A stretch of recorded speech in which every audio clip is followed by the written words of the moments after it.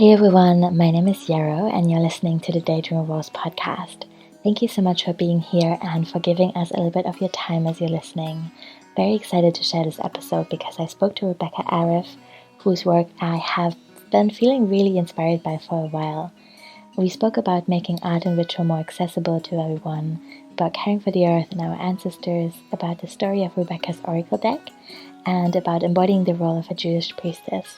Really hope you get a lot out of this interview. I really did. It's been wonderful to get to know Rebekah in a deeper way by interviewing them. And I think if you like their work, you might be interested in their course called Your Most Treasured Commitment, which just came out last weekend. It's a really beautiful deep dive into the way we relate to ourselves and the way that we commit.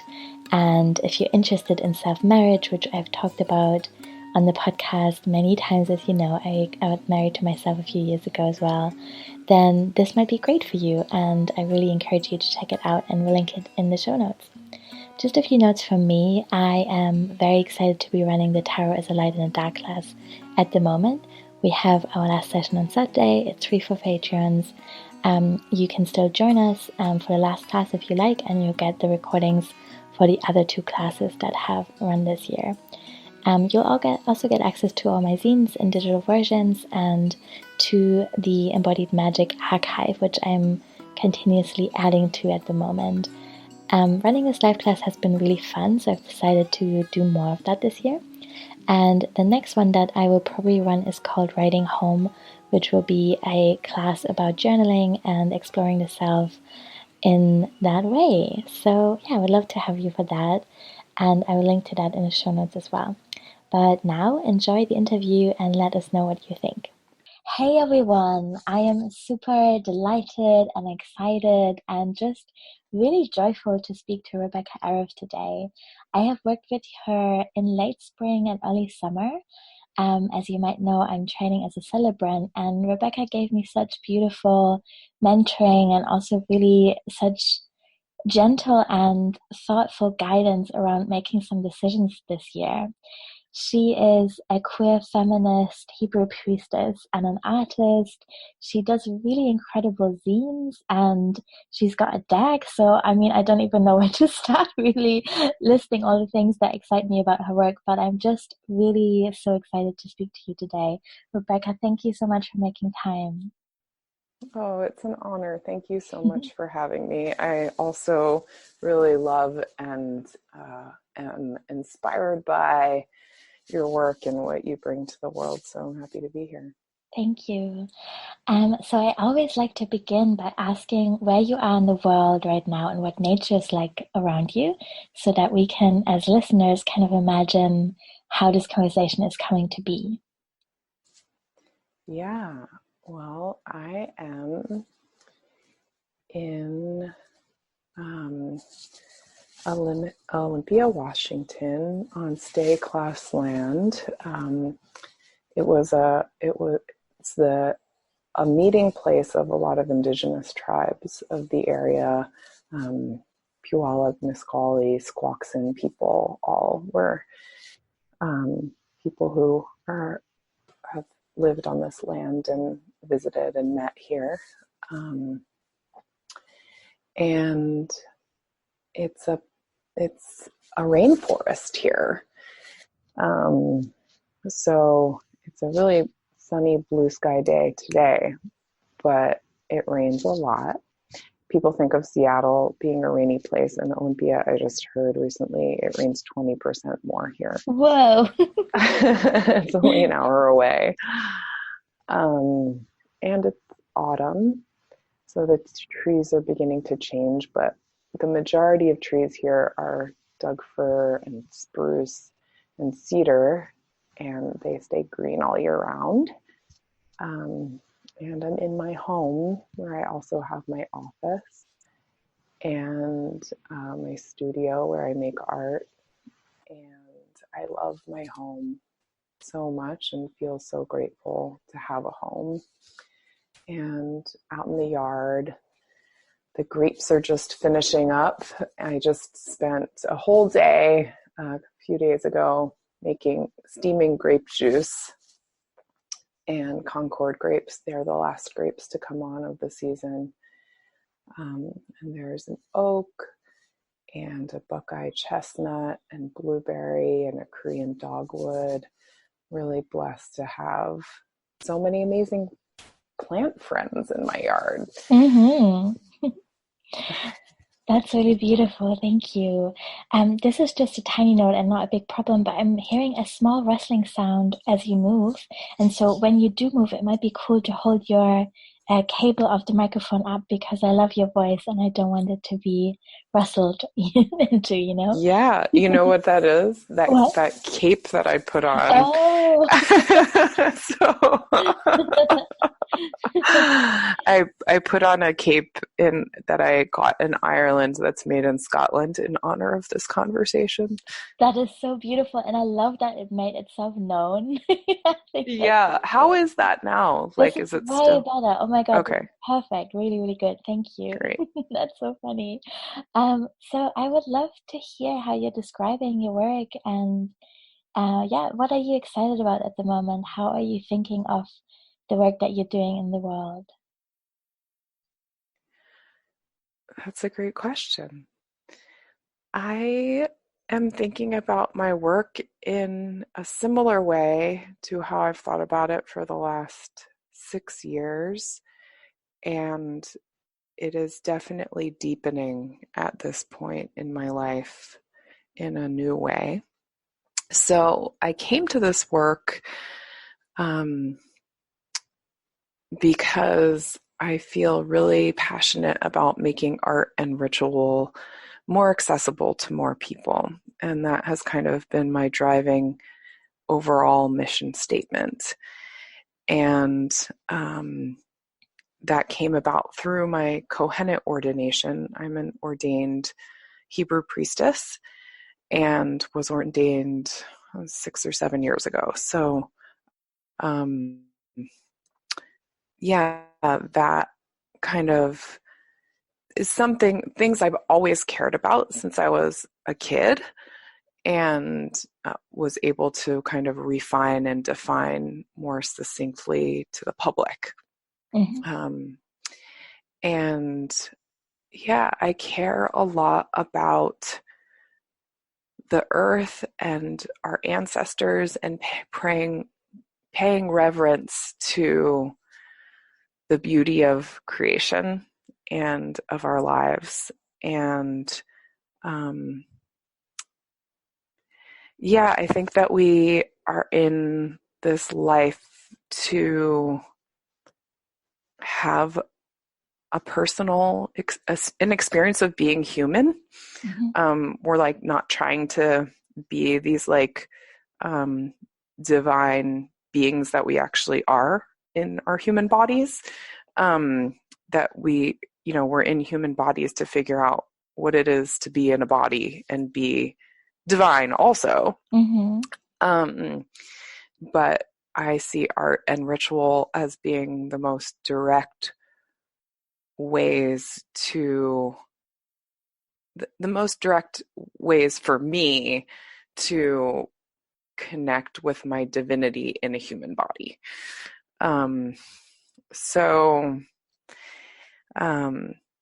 yeah, that means that I connect with my own ancestors and listen to them and bring their beauty forward through my life and heal my ancestral line through the work that I do in the world. And I make new things through making art and ritual too, and make them anew for what is relevant and meaningful in our current day and age. Mm-hmm. Yeah. So I don't know if that answers the question. Oh, yes, it does. It really does. And I also want to encourage people to go back into your Instagram archive, which sounds like a really, how do I say this right? It sounds like a very inappropriate way to enjoy your magic because it's just Instagram and just these tiny squares. But you have posted some really beautiful examples of what public rituals and public art making could be, and it made it so much more tangible for me. So even if it's just the tiny squares of Instagram, it might be worth checking out. Yeah, thank you. I decided to use Instagram because I am really visual, and that that feels appropriate. I also have a blog, so I've been sending out these newsletters the last few months, and a lot of that work I post part of it on my blog, that describes some of my art and ritual practice and how I weave my personal life in with my work as well. They feel very connected intimately. Yeah, that makes sense. And that's so beautiful, to come to a place where we can do that. I feel where we can be our whole selves in our work. And I really feel that does come through in what you're doing. Like I feel you when I shuffle your deck, for example. Yeah, that's really nice to hear. My intention with making the deck was to make a piece of art that was accessible and make a ritual object that was usable and accessible in the way that it was usable. And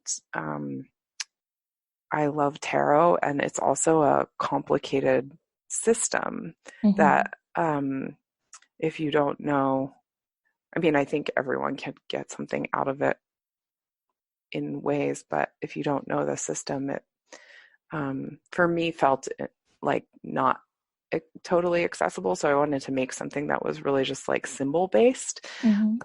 which is funny because since then, tarot has become more and more accessible and more in mainstream. But this is like 6 years ago. And it's funny because I think my deck ended up feeling inaccessible to some people because there wasn't a context to understanding what it was. So it kind of takes a little bit of a commitment to hang out with it. But my Mm-hmm. hope is that people feel impassioned and emboldened to interpret the symbols for themselves. Mm-hmm. Yeah, I think it's super worth it. I really, really love working with this deck. I sometimes dream about it. I keep getting the imagination card over and over again. I I get, picked that today. really, did you? Oh, so good. I also get the sex card a lot, and I love the picture of it. It's just like really expanded my thoughts about sexuality, I think. So, yeah, Hmm. it's just a really great deck. Thank Um, you. I would love to hear a little bit more about what being a queer Jewish Hebrew priestess means to you, and maybe also how that has changed over time. I mean, that must have been such a big, beautiful, magical commitment to make to go into that training. And yeah, I wonder what that's been like for you. It's been a journey. um, it's funny because we just finished our high holidays, so Rosh Hashanah and Yom Kippur, and um, I went to two different synagogues that I don't usually go to in Seattle, and mentioned to a few people that I was a kohenet, and I didn't have to say what it was. It was like Oh, it was like a first time experience because when I started it like 10 years ago or so, it was like so new in the world. Even in the alternative Jewish community, it was still really new. And now I guess it's enough in the alternative Jewish community, which are the synagogues that I went to, that some people know about it. mm, Um, so that's exciting. And yeah, I wanted to be a rabbi, and I, for the last, since I was a kid, have been on my own Jewish path because my family's pretty assimilated, and I was very drawn to Judaism. So I'm the most Jewish person in my family. And I've been trying to find a Judaism for myself, something that's meaningful to me, my entire life, and making and creating that.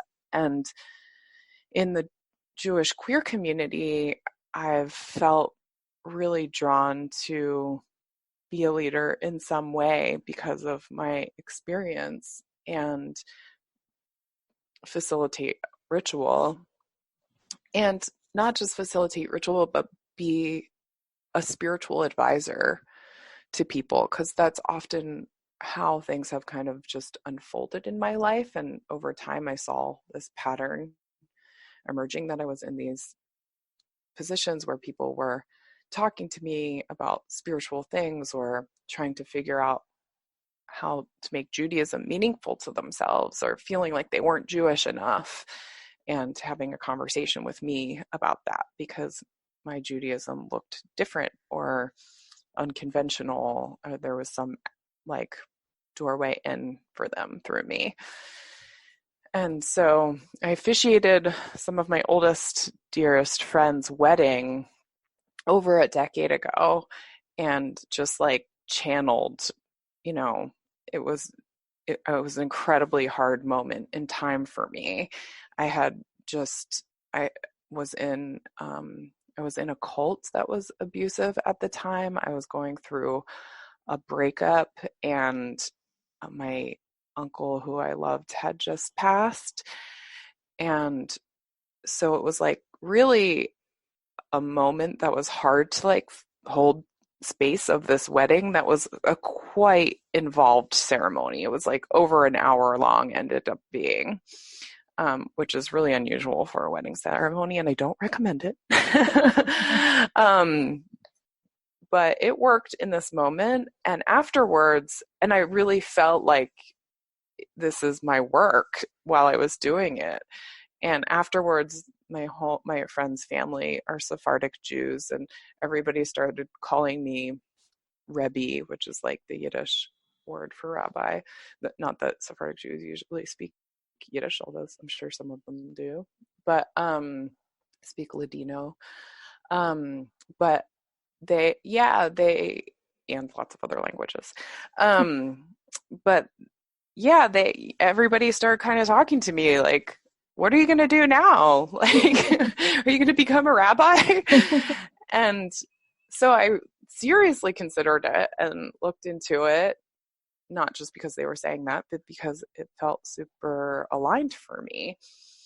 And what I figured out about it was that it was going to be extremely difficult for me with my learning disabilities. And and not that I couldn't still do it anyway, but that was part of the factors. And it also, there was something about it that didn't quite feel right, even though on my grandfather's side, his father was a rabbi and 7 generations back were rabbis. So it was in my line. And, my grandmother was so grateful to me for how I was expressing Judaism and involved in Jewish life, because, she had this deep grief about assimilation. And so I had met this person, Rabbi Kohenet Jill Hammer, years before. And while I was doing this Jewish farming fellowship, and her work, so that was, when was that? That was like 14 years ago, 15 years ago, 14 maybe, something like that.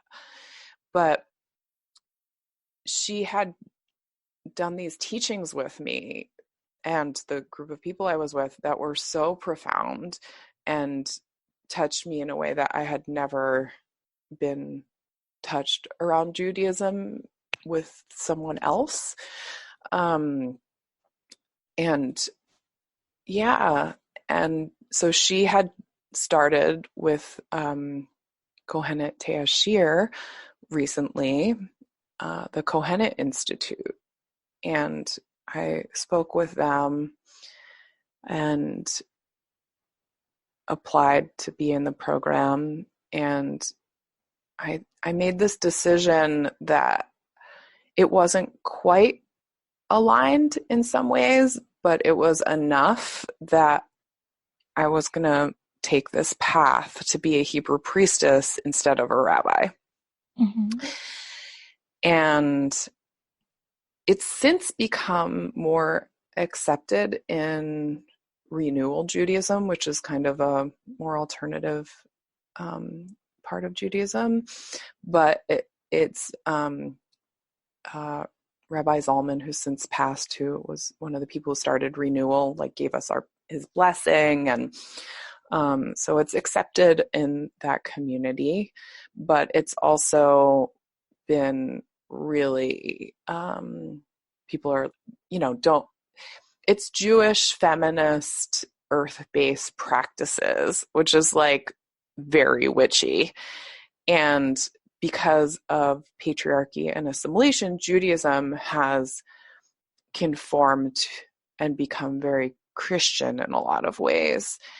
And this work is, Christianity is super against the witches. So, Mm-hmm. in the Torah, there are parts of it, which is the Jewish main text, is there are parts of it that talk about that witches aren't good, so we know that there were witches because there's particularly this one story about the witch of Endor, and she has this prophecy and then is punished for it. So we know that we existed because we were talked about badly. Mm-hmm. So that still exists in Judaism, plus the whole Christian influence on Judaism, which is very anti-witch as well. So it's a lot that's against the grain, but there's such an emergence of a more mainstream reverence to the feminine divine that I think that's why it's starting to become more popular now. Mm-hmm. But at the time when I was involved with it, I'm still very involved, but I was feeling like my own resistance to the work because there are some ways that it wasn't quite matched up politically for me. And there's been a lot of, changes in the organization that it's starting to align some more at this point, but also just the world, kind of like not being quite ready for it. So it's been like a really interesting journey. And people are definitely more interested in it the last couple years than when I first began, and curious about exploring more of feminine, earth-based Judaism. Mm-hmm. Yeah, that's really exciting. Thank you for sharing that story and the background of it. I would also love to know what you love about bringing this work into other people's lives that maybe cannot be as involved. You create really beautiful ceremonies and rituals, and it would just be great to hear what you love about that. Yeah, thank you.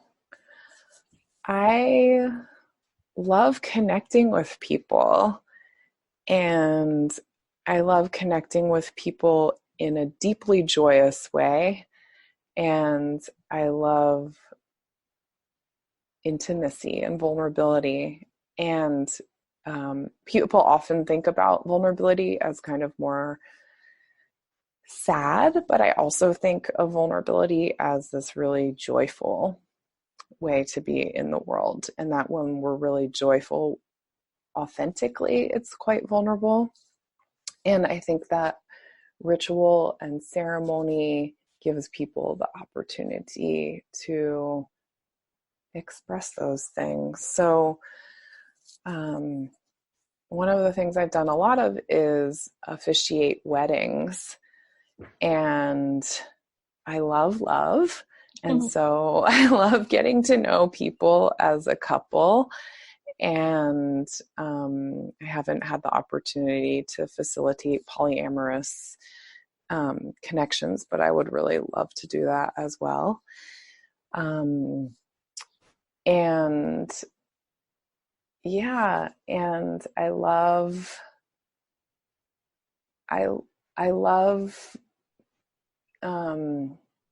getting to know people's depth and connecting in at this level that doesn't always feel day to day. So even though I think we have the opportunity and chance to do it every day if we would like to, but I have facilitated a bunch of weddings, and people have reached out to me about it a lot. And I created this DIY wedding officiant handbook, which I will be making into also a class. Yeah. That was so exciting. Wow. Yeah, that was, I think that was, yeah, that's something I'm in the process with. But to train people and give people instruction on how to officiate weddings, because I think we've all been to a lot of weddings that are like, oh my God, I went to one wedding once where the officiant forgot the person's name. Oh my God. Yeah. Wow. Even though it was like their minister that they'd known, been in that church for their whole life, and and or just like, the uncle who officiates the wedding who's never done public speaking before, but they just like think he's like the funny guy of the family, and he's just like not good at it and gets like really awkward when he gets up there and, or just goes on and on and on about something.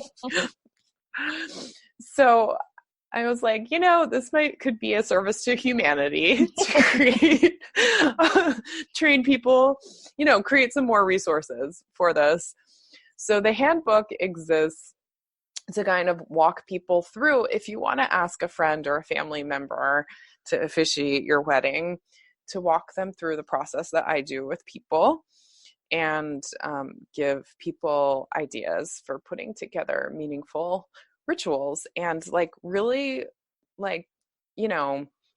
things that I've come to understand through doing it so many times that are just like, these are like good fun facts, like how long the ceremony should be, like how to make it so everybody can hear what you're saying, if someone else is coming up to give a speech, like helping them understand the boundary of their time to, kind of stuff. And then also just ways to connect with the couple and get stories from them, and ways to to sprinkle into the ceremony, and ways to, have put parts of the ritual together that feel meaningful and more earth-based. So yeah, that's been fun. And I'm also creating a course around developing your intuition that I started developing, and I've taught as a workshop a bunch of times, but an online class called You Are Intuitive. And so if people sign up for my newsletter, I'll let you know when they come out. Yeah, that's great. The handbooks are already on my website and available. But yeah, so because a lot of people I think, glamorize intuition. And this is also a workshop that I've taught as well. But everybody's intuitive. And so I love working with people. I mean, working with people one-on-one is one of my favorite ways to work with people. In doing readings for them or creative coaching sessions, spiritual advisor sessions with people, because I work with people collaboratively I share my intuition, but also help them understand how they are intuitive themselves and connect more with their intuition. I mean, I think we've all kind of, as kids, most of us were excited about fantasy, magic things. And there's this like recent resurgence there's this, I mean, people have always been doing it, but there's this recent like mainstream connection with magic. And I'm really interested in helping people connect to the subtlety of it, not some like magic wand part of intuition, but connecting with this energy that's always running through us and that we see in synchronicities. And it could be, I often see it in my own life through animals or plants that I encounter, when I'm in all different times, but in moments of grief, in moments of questioning something. And it might be something simple like, my cat coming and sitting with me, or something like an eagle flying over me. There are a lot of eagles in this area. When I'm getting encouraged to become more in my own power and have a bigger oversight in a situation. But yeah, I guess I started talking about magic. Yes, you did. I mean, maybe it's the cloak. Who knows? But I think it needed to happen. It was fantastic. Thank you. Yeah. It's funny because I was just talking to a friend. I borrowed a friend's car the other day, and I filled it up with gas and then drove all the way from Olympia to Seattle, and then drove around Seattle a bunch. And it was still full at the end of like 2 days. And I was like, talking to her about it later, I was like, your car gets like incredible gas mileage. And she was like, I know, this car is like amazing. I got it for $150 3 years ago. It's like still running. It gets really good gas mileage. And it's like a Subaru, like an older Subaru Outback or something. And I was like, well, that makes sense because do all this amazing work in the world. You're a herbalist and do all this indigenous solidarity work, and you constantly have all these plants in your car and herbs. And like, this car is super blessed up. It gets great gas mileage, and as a result. Amazing. That is so cool. Yeah. I love that so much, and I'm so excited for your courses. Just want to say that again. That's really cool. Yeah, yeah. I love your newsletters, and I really recommend signing up for them. And also I have the DIY wedding handbook. It is really, really great. And I want to add to everything that you said that I really felt encouraged to use these tools that you're sharing there for all kinds of commitment ceremonies. So I felt like I also love love and I'm excited about weddings and I think they can be really beautiful. And also I loved engaging with your work as a way to think about other commitments that I want to make in my life and how I want to celebrate them, be that commitments to myself or to my work or to other people in all kinds of different ways. And it's just such a guiding light, I think, in times of uncertainty and upheaval, to create rituals and to get really clear on what we want from our relationships and from our own work and from the spaces that we create. And ritual and ceremony is just such a beautiful pause and an invitation to go a little bit slower and to be more intentional and to think about where the magic is. So, yeah. Yeah. Yeah. Thanks for bringing that up. I really have worked with people to do lots of kinds of commitments to themselves and have also made, I did a ceremony to get married to myself at a certain point. Me that was too. Yeah. Yeah. Yeah. They're fun times. Yeah. Um, So good. I would love to have a whole other episode about self-marriage and self-commitments, and that's so cool. And I hope maybe you will do a whole other zine or a workbook around that as well. oh, that's a really wonderful idea. Yeah.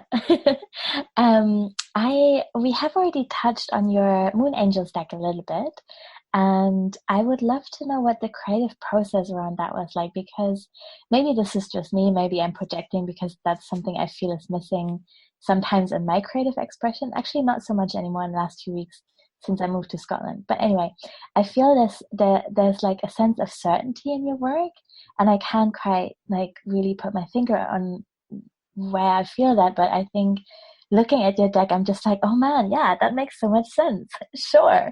And it's so Hmm. beautiful and so good to work with. And I wonder, like, how are you fueling your creative processes and how are you showing up for that? So, creativity and creative process are a huge part of my life and passion. And yeah, I'm just thinking about, well, I'm curious about your question because you're asking about my process, but it sounds like you were also asking a bit about it, like for yourself too. Mm-hmm. Um, and so maybe I'll talk about it in a way about myself, but also um, speak to how people might connect more with their own creative expression. Mm-hmm. Um, because I'm super passionate about helping people facilitate that emergence of creativity in their lives, as both in ritual and in physical art making, whatever that might mean. So, how does that sound? How's that sound? That's perfect. That's exactly what I was hoping for. Okay, great. uh, so, uh,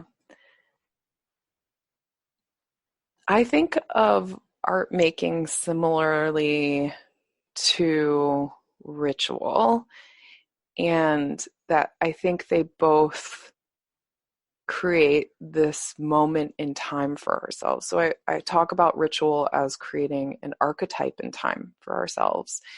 And the art helps us understand our meaning in time in another way. Um, so the deck came about as part of my kohenet training. And I was interested in making art and ritual more accessible. And the the deck came out of following the moon cycle for many, many years. Like in my early 20s, I took this class that was like about like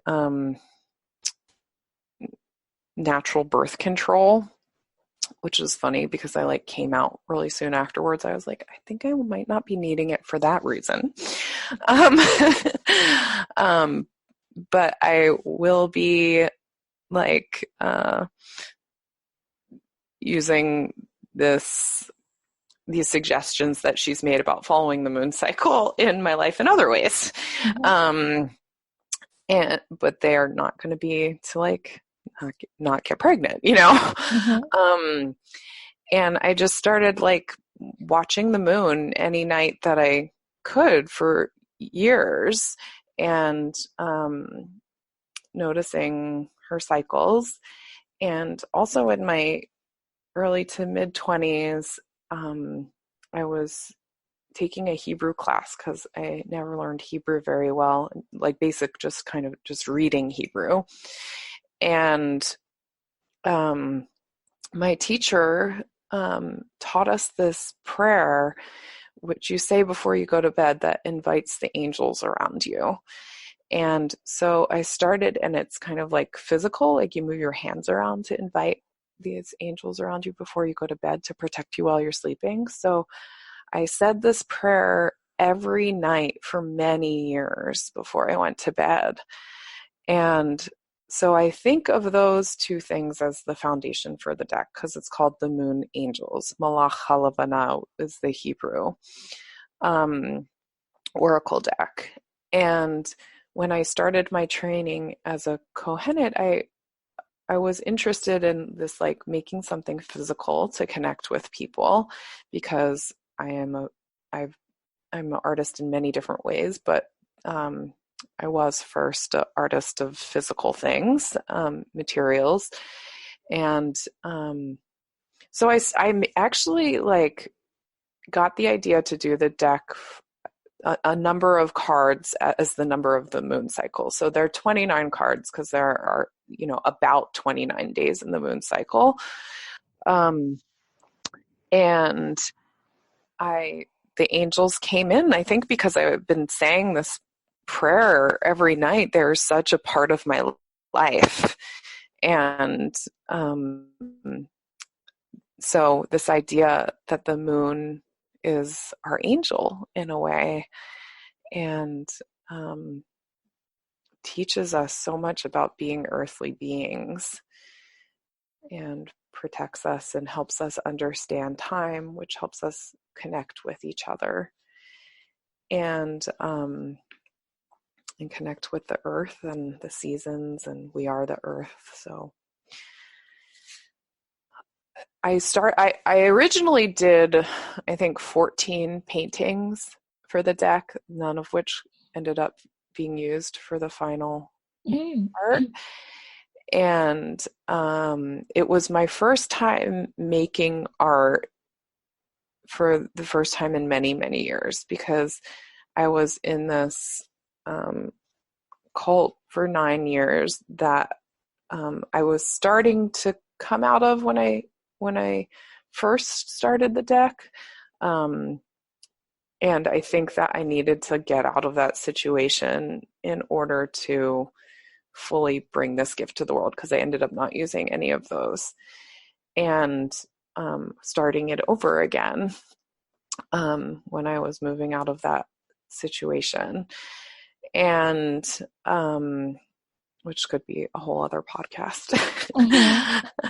Mm-hmm. And isn't a casual thing to talk about at all. But I feel committed at this point to being public about it because enough people have given me feedback that it's healing for them to hear that. So these images that are in the deck now, I did all of them intuitively. So sometimes I would sit down and have the intention to make one of the cards for the deck. And sometimes I would just have an image come to me and then start to express it on the paper. And yeah, so it was a bit of channeling for the images to come. And then the words also came intermittently too. Sometimes while I was looking at the images, the words would come. A few of the words came before the images, but most of the images came before the words. And it was also the beginning of this love affair with gouache, which is a painting material that is a combination. I don't know exactly what people say to describe it, but to me, it's a combination of watercolor and acrylic because it has some of the same capabilities of watercolor with more dense colors. And I had used watercolors for many, many years. And I don't remember how I got introduced to gouache, but I love it. And that's mostly what I use when I paint now.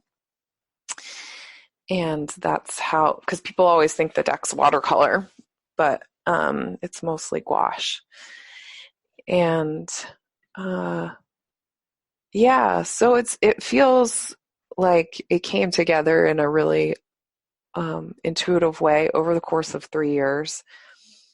And, I'm working on this new deck that's been a super different process.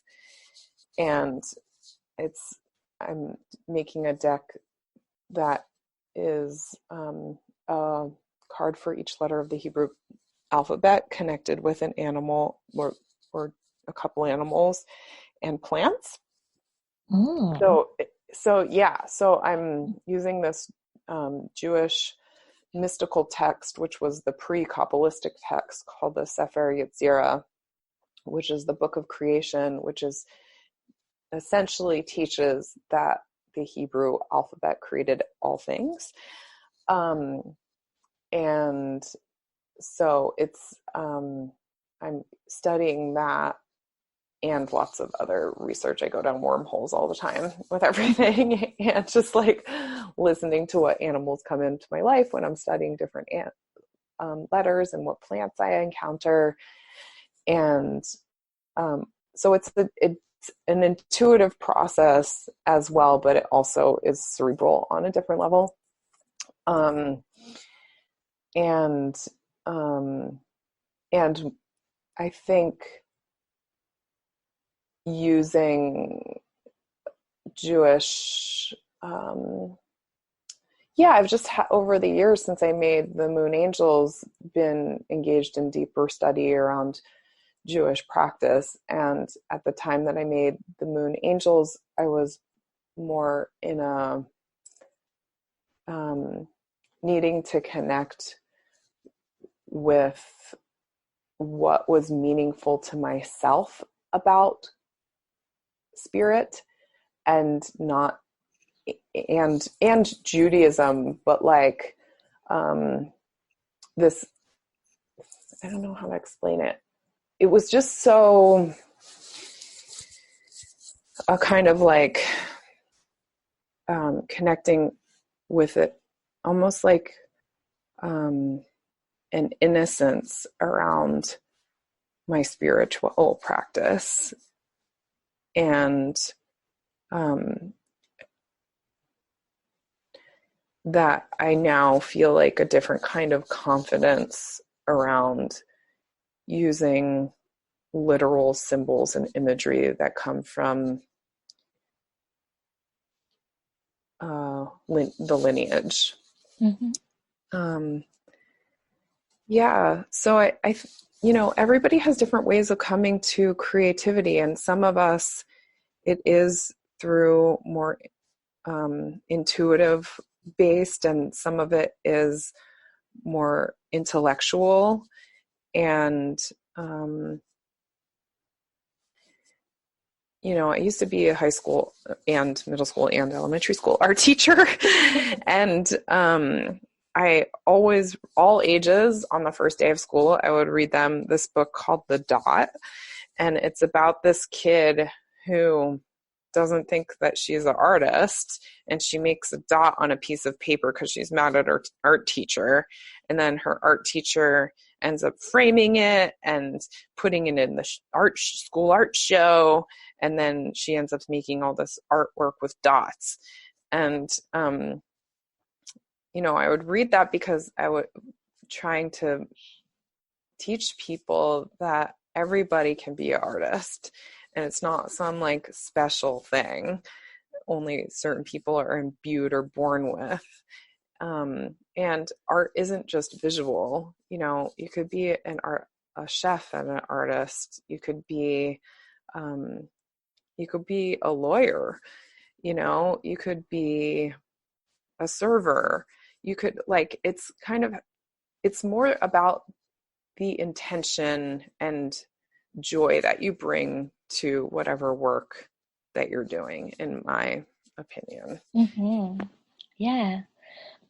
Yeah, that's beautiful. I really want to look that book up. It sounds such a beautiful opening to a new creative adventure. Um, Yeah, it's fun. yeah. Rebecca, I'm really sad we're already kind of coming to the end of our time together, but I feel like there's been several points in our conversation where I felt like, oh my God, this could be a whole other episode in itself. And I would love it if we could maybe really do another session of recording together. Yeah, that'd be Yeah, great. great. But before we go, I just want to name that you have the Queer Midway project as well that people can check out on your website. And that, obviously it's super worth signing up for your newsletter. I'm really excited for every time it comes into my inbox and for the courses that you're about to bring into the world as well. And I would love to just hear what you're currently offering and where people can find you. Yeah, thank you. So I am currently really excited about doing creative process with people, and I like to work with people over a course of 6 months. So helping people connect more with their creative process and expression.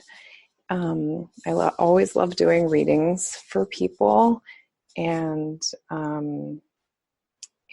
I just made this fun calendar for the Jewish New Year that anyone could use to follow the moon, whether you're Jewish or not.